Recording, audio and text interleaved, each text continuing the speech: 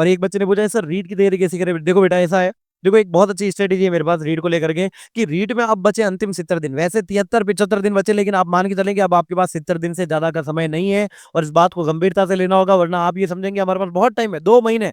2 महीने नहीं है, अब काउंट डाउन शुरू हो चुका है, अब बचे हैं 70 दिन। और 70 दिन में आप सही रणनीति बनाओगे, सही स्ट्रेटेजी बनाओगे, तब पास हो जाएगा। तो मैंने एक फॉर्मूला बनाया है जिसके ऊपर आपको चलना है, वो है 20+20+20+10। जी हाँ दोस्तों, 20-20-20-10 का है ना। तो अब क्या करना है, देखो शुरुआत के 20 दिन जिन लोग, अच्छा ये वीडियो उन विद्यार्थियों के लिए है जो अंतिम समय में भी सफलता चाहते हैं। तो आपको 20 दिन बचे विद्यार्थियों, 20 दिन में जो पढ़ना है आप पढ़ लो, जितनी डिटेल और पढ़नी पढ़ लो, जितने याद रखना सारा पढ़ने का मतलब क्या है, कंप्लीट तो सिलेबस करना है, लेकिन कंप्लीट सिलेबस के साथ साथ केवल इंपॉर्टेंट कंसेप्ट ही पढ़ने हैं, वही पढ़ना है जो परीक्षा उपयोगी है।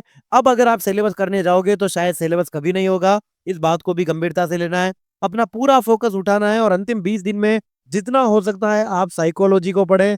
साइकोलॉजी के 30 अंकों का वेटेज है, तो 30 अंक में से 30 अंक की तैयारी के लिए इंपॉर्टेंट टॉपिक अगर आप पढ़ लेंगे तो आपका काम चल जाएगा। इसके अलावा आप लैंग्वेज जो आपने चुनी है बेटा, लैंग्वेज 1 और लैंग्वेज 2, इस पर आप फोकस करें। लैंग्वेज का भी अच्छा खासा वेटेज है विद्यार्थियों, याद रखना। तो लैंग्वेज 1 और लैंग्वेज 2 पर आप अपना पूरा फोकस उठा के रख दें, बहुत इंपॉर्टेंट है। और इसके अलावा विद्यार्थियों याद रखेगा, लैंग्वेज 1 लैंग्वेज 2 के अलावा आप ज्यादा से ज्यादा फोकस अपना टीचिंग मेथड पर रखना है। टीचिंग मेथड जो है विद्यार्थियों, ये भी आपको पास करना में बेहतरीन भूमिका निभाते हैं। और इसके अलावा जो भी आपका अब बचा हुआ सब्जेक्ट है, उस सब्जेक्ट को, जीके को, अगर आपका ईवीएस है तो ईवीएस आप पढ़ो, अगर आपका एसएस है तो एसएस, और साइंस में थे तो साइंस में आप पढ़ो। अब क्या करना है विद्यार्थियों, देखो आपको पूरे में से पूरे की तैयारी नहीं करनी है। आपको पता है कि रीट एक पात्रता परीक्षा है जिसमें आपको 150 में से केवल कितने नंबर लाने हैं, 90 नंबर लाने हैं, 60% लाने होते हैं। तो देखो 30 अंक तो आपको साइकोलॉजी दे देगी। टीचिंग मेथड की बात अगर हम करेंगे तो टीचिंग मेथड अगर आपने देखो साइकोलॉजी के, लैंग्वेज 1 लैंग्वेज 2 के, और अपने सब्जेक्ट यानी ईवीएस के, जीके के, साइंस मैथ के, या फिर एसएसटी के अगर आपने पढ़ लिए, तो 40 अंकों की तैयारी तो यहाँ से हो गई ना। लैंग्वेज में अगर आप ज्यादा नहीं विद्यार्थियों, ज्यादा नहीं है, मान के चलो 10-10 नंबर भी लेकर आ जाते हो, 10-10 नंबर भी लेकर आ जाते हो आप, है ना। और मान लो ये 30 नंबर भी अगर आप टीचिंग मेथड के ला रहे हो, है ना। और जीके में अगर आप ज्यादा नहीं विद्यार्थियों, केवल केवल मैं मानता हूँ ज्यादा नहीं 20 नंबर भी ले आते हो तो भी देखो परीक्षा पास है। लेकिन साइको को नहीं छोड़ना है। साइको का 30 अंकों का वेटेज है, 30 10 10 50, 50 के अलावा 50 ये कितने हो गए, 100 नंबर, परीक्षा पास। परीक्षा क्या हो जाएगी विद्यार्थियों, पास। तो अब याद रखना है, अगर परीक्षा पास करनी है तो आपको 90 से 100 अंक लाने हैं। 90 तो लाने ही पड़ेंगे, लेकिन तैयारी 100 की करनी पड़ेगी। और उसके लिए अंतिम 20 दिन में आपको इंपॉर्टेंट कंसेप्ट पढ़ने और अपना सिलेबस क्या करना है पूरा। कौन से कंसेप्ट पढ़ने, इंपॉर्टेंट ही पढ़ने, सारा नहीं पढ़ना है। इंपॉर्टेंट कंसेप्ट पढ़े, और जितना हो सका है उन उन टीचर से पढ़े जो विषय विशेषज्ञ है। एक ही टीचर सब कुछ पढ़ा रहा है उससे मत पढ़े। उसका बहुत बड़ा कारण क्या है, कि वो टीचर, जो एक ही टीचर सब कुछ पढ़ा रहा है, वो आपको कभी ये नहीं बता पाएगा कि इन सब्जेक्ट में इंपॉर्टेंट टॉपिक्स कौन से हैं, है ना। तो याद रहे केवल उनसे पढ़े जो वाकई में विषय विशेषज्ञ है, हर सब्जेक्ट के स्पेशलिस्ट है, उन्हें पता होता है। और हर बार आप नोट करना, और टीचर आपको जरूर बोलेगा कि ये इंपॉर्टेंट है, इसको नोट कर लेना। अगर वो इंपॉर्टेंट बोल रहा है तो उनकी क्लासेस में से इंपॉर्टेंट इंपॉर्टेंट बातें नोट कर लेना। फिर देखो अगले दिन, अगले 20 दिन में आपको क्या करना है, जितना हो सकता है आपको यहाँ पढ़ाई तो कंटिन्यू करनी ही है, पढ़ने के साथ साथ क्वेश्चंस की प्रैक्टिस करनी है। और इसके लिए सबसे बेहतरीन उपाय है, लक्ष्य क्लासेस आपके लिए 6,500 प्रश्नों की प्रैक्टिस सेट लाया है, जिसमें आप चाहे लेवल 1 में हो, लेवल 2 साइंस मैथ्स में हो, या फिर लेवल 2 एसएसटी में हो, आपके लिए 6,500 प्रश्नों की प्रैक्टिस सेट है। अगर आपने वो भी मिला ली ना, तो आपकी रीड पात्रता में आपका सिलेक्शन कोई नहीं रोक पाएगा। इस बात को गंभीरता से लेना।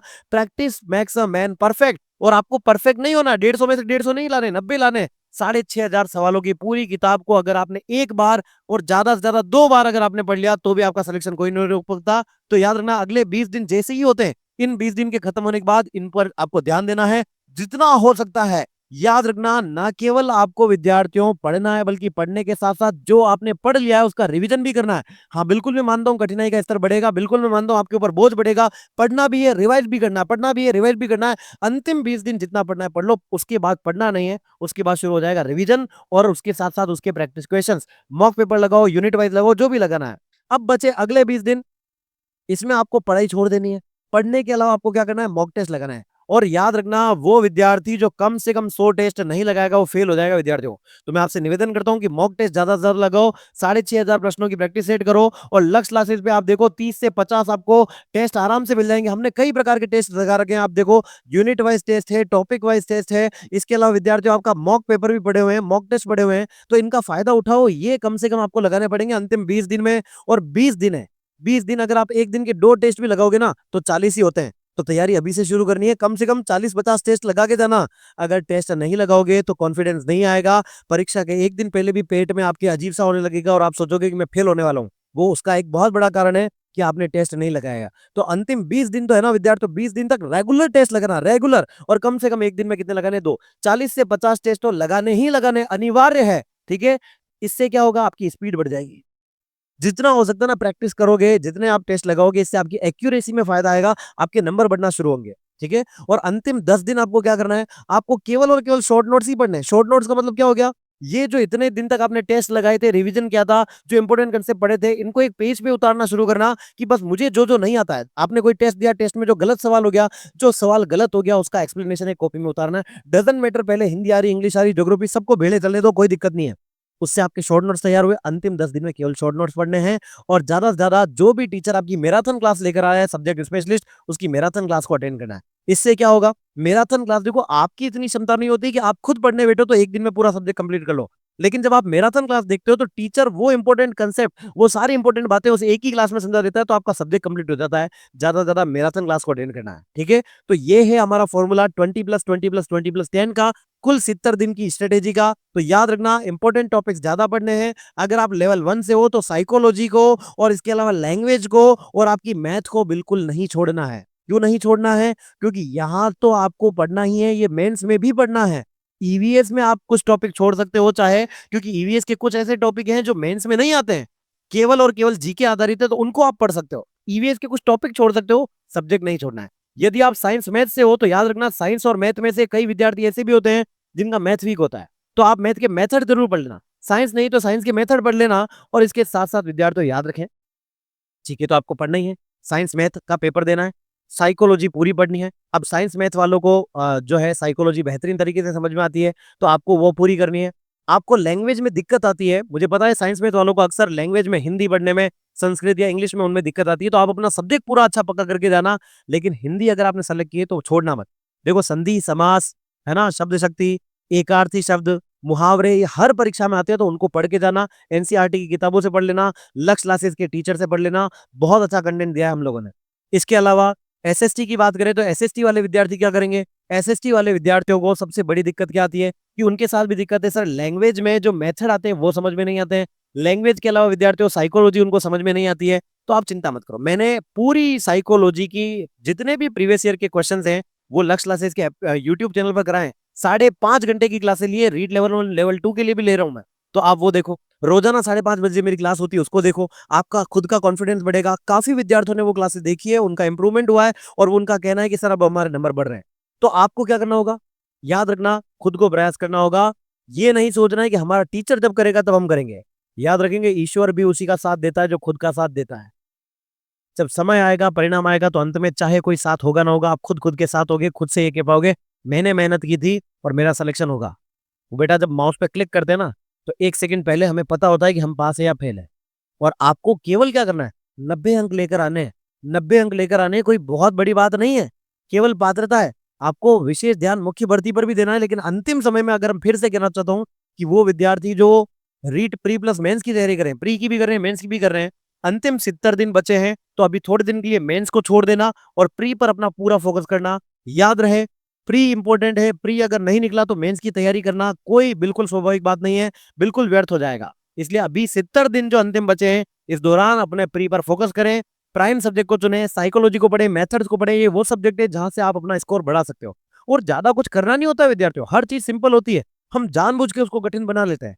अगर आपने अभी तक पीवाईक्यू नहीं सॉल्व किए, प्रीवियस ईयर क्वेश्चंस नहीं देखे, तो देखो, वहां से आपको पता चलेगा इंपॉर्टेंट टॉपिक्स कौन कौन से जिनको पढ़ना है और छोड़ना है। इसके अलावा आप जितने भी बेटा मैराथन क्लास है वो देखो, अगर कोई टीचर आपको क्वेश्चन आंसर करा रहा है, एमसीक्यू करा रहा है, तो वो देखो। ये वो बातें हैं जो शायद पूरे यूट्यूब पे आपको कोई नहीं बताने वाला है। तो इस प्रकार से अगर आप चलोगे तो आपकी तैयारी एक नए आयाम पर पहुंचेगी।